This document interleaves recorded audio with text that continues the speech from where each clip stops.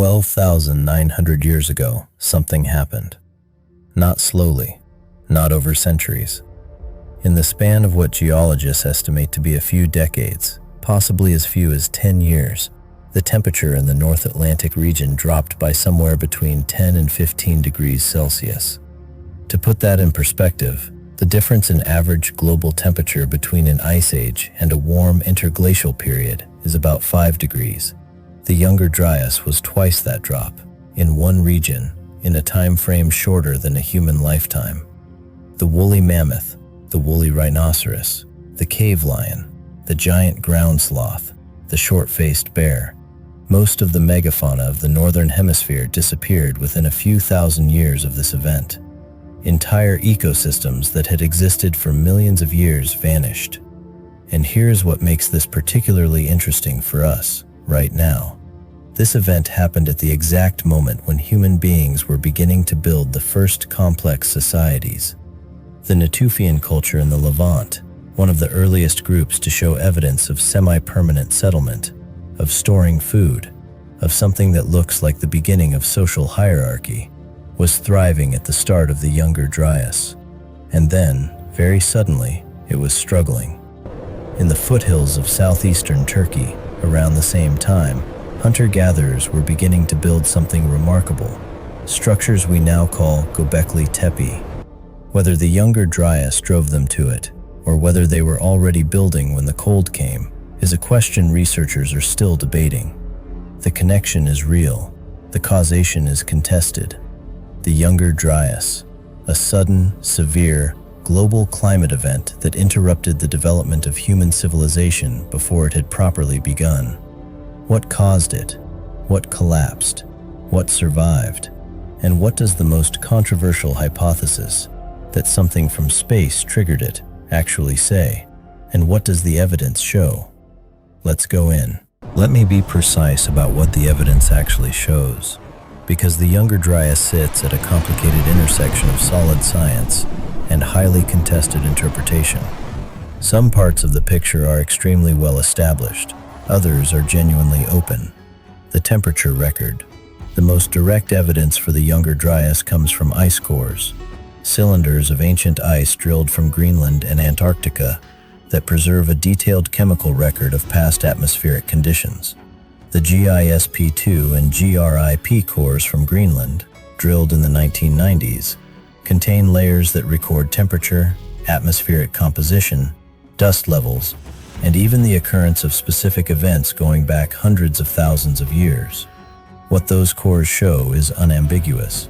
Approximately 12,900 years ago, temperatures in the North Atlantic region dropped sharply and stayed cold for roughly 1,200 years before recovering almost as rapidly as they had fallen, around 11,700 years ago.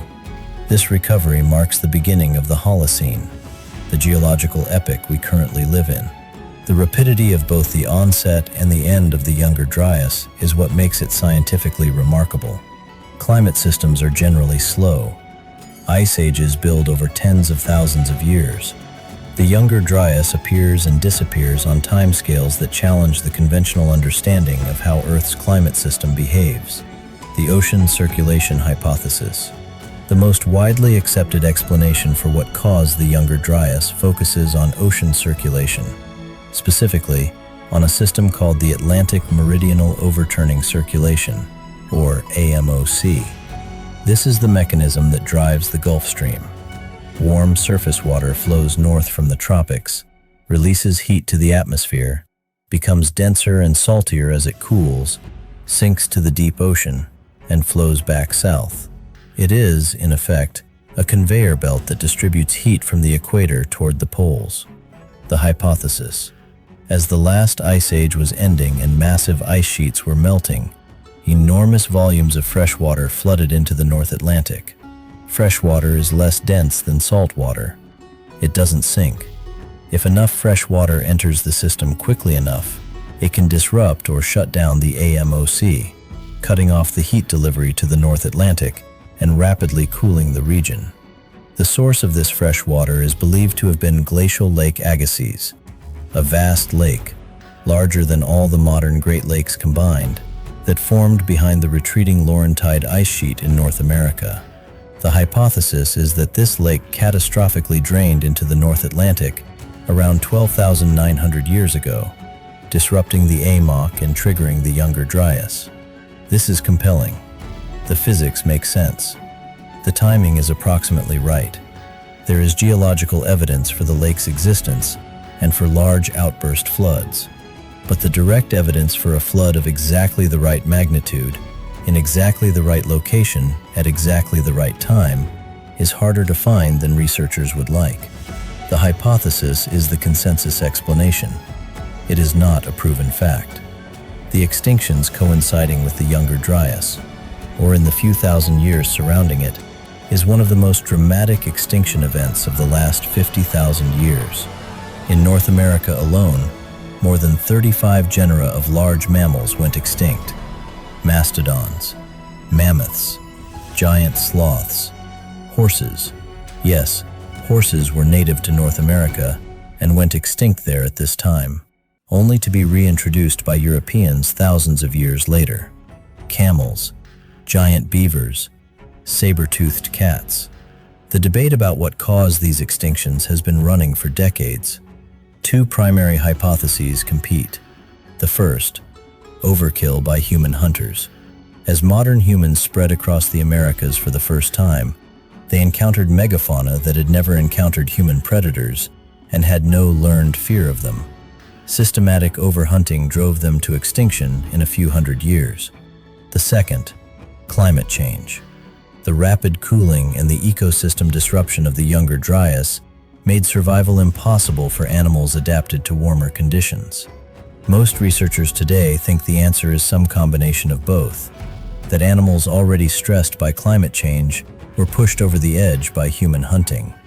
The exact proportion of each cause is, again, genuinely contested. This is the part of the story that I think deserves more attention than it usually gets.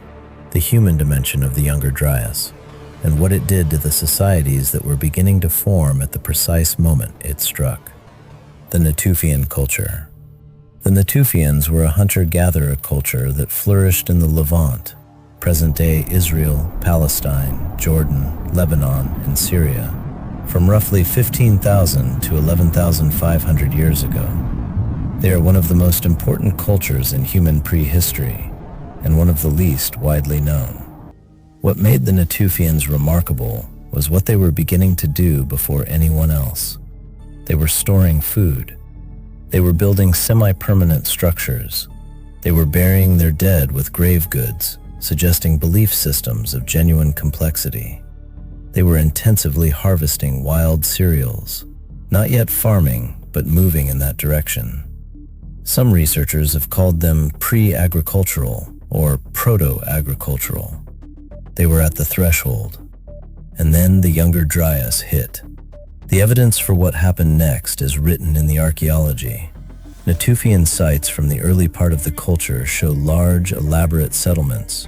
Natufian sites from during and after the Younger Dryas show something different.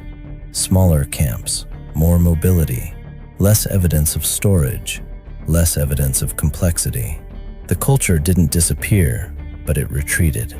The trajectory toward settled life, toward agriculture, toward the social complexity that requires permanent habitation, it reversed. This reversal lasted for the duration of the Younger Dryas. When the climate recovered around 11,700 years ago, the push toward agriculture resumed, and within a few thousand years, farming had been independently invented in multiple locations across the Fertile Crescent. The Younger Dryas may not have prevented the agricultural revolution, but it may have delayed it by more than 1,000 years. The broader pattern. The Natufians are the best documented case, but they are not the only one. Across the regions affected by the Younger Dryas, a similar pattern appears. Evidence of cultural complexity and settlement during the warmer period before it, followed by evidence of retreat and simplification during the cold period, followed by recovery and acceleration afterward. This pattern has led some researchers to argue that the Younger Dryas was not just a climate event, It was a selective pressure on human culture. The groups that survived it were forced to develop new strategies, wider trade networks, more flexible social structures, broader dietary flexibility, new technologies for surviving in harsher conditions. The survivors emerged from the Younger Dryas harder, more adaptable, and, in some ways, better equipped for the challenges of the agricultural revolution that followed. This is a compelling narrative. It fits the evidence reasonably well. It should be held with appropriate uncertainty. We are trying to read human motivation and social dynamics from pottery sherds and animal bones across 12,000 years of time. The signal is real.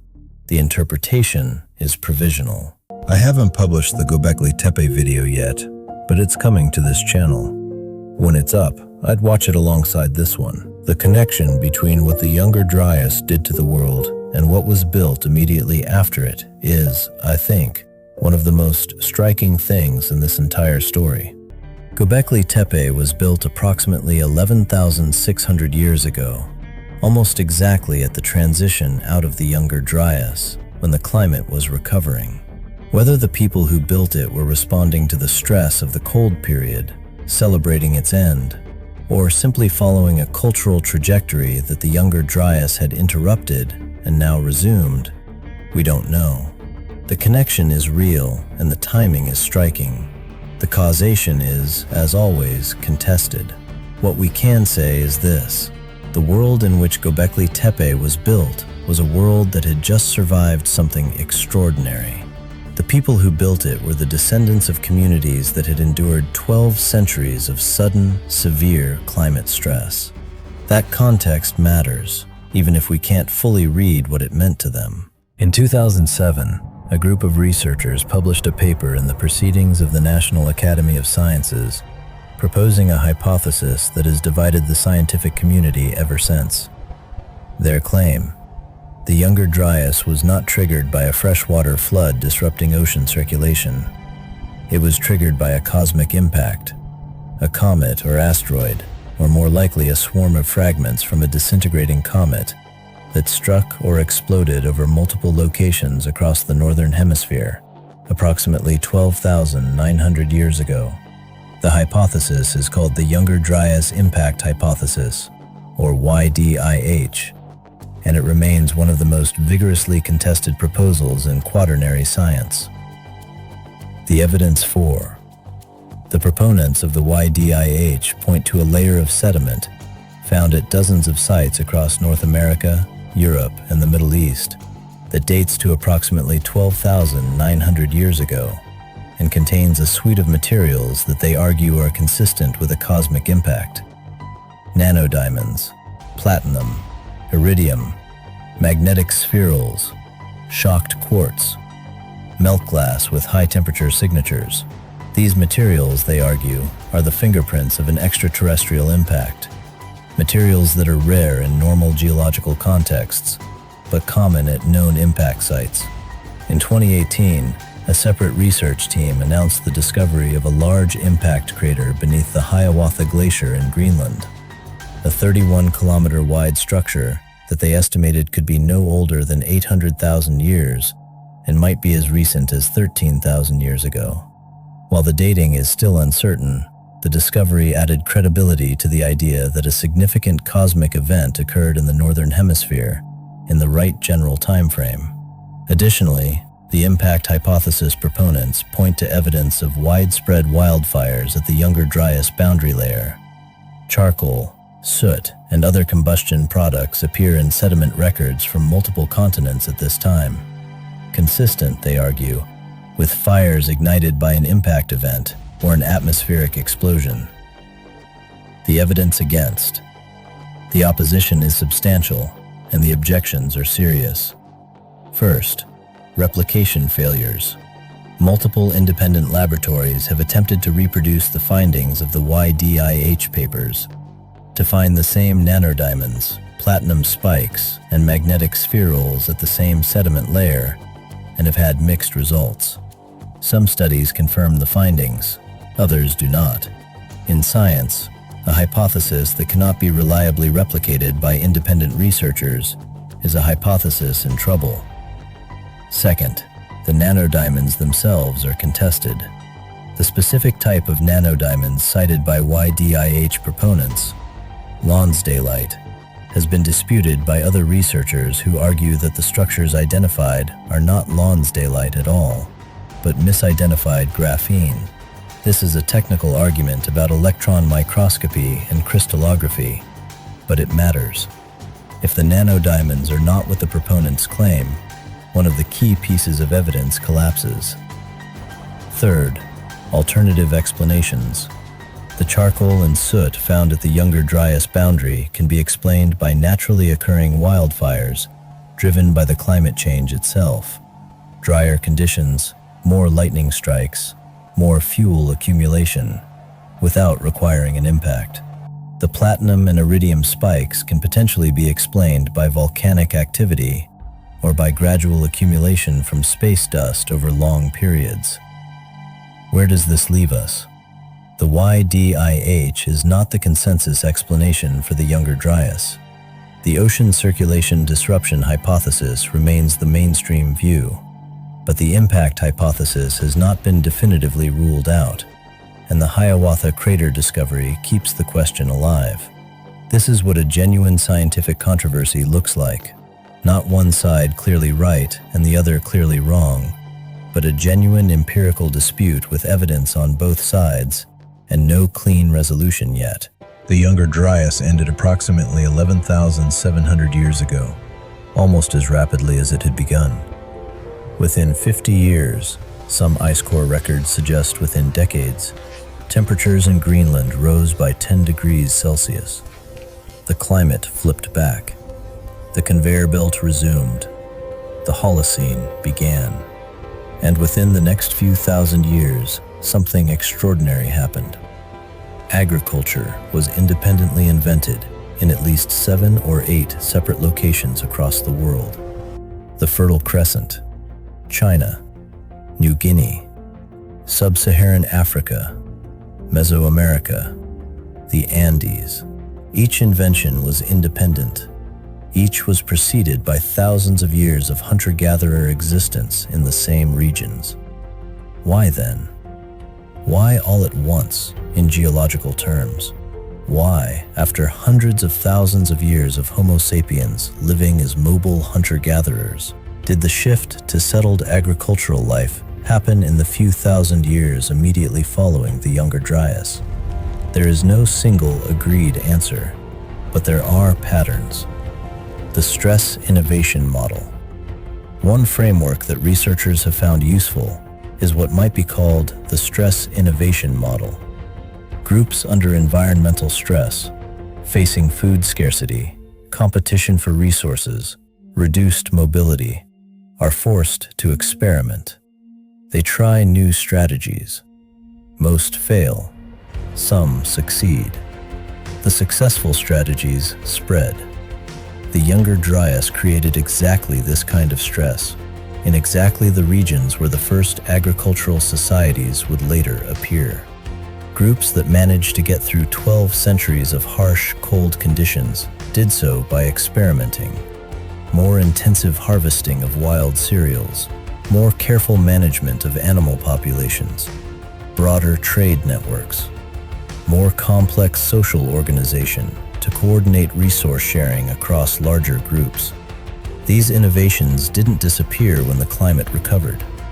They persisted because the groups that had developed them were better positioned to take advantage of the warmer, more productive Holocene conditions. The agricultural revolution may not have been an invention that happened after the Younger Dryas. It may have been an invention that was forced into being by it. What survival required. The archaeological record from the Younger Dryas period shows a consistent pattern across multiple regions. The sites that persisted through the cold period were sites with access to diverse food sources, proximity to reliable water, and evidence of long-distance trade connections. Isolation was fatal. Flexibility was survival. This has resonances that extend beyond the deep past.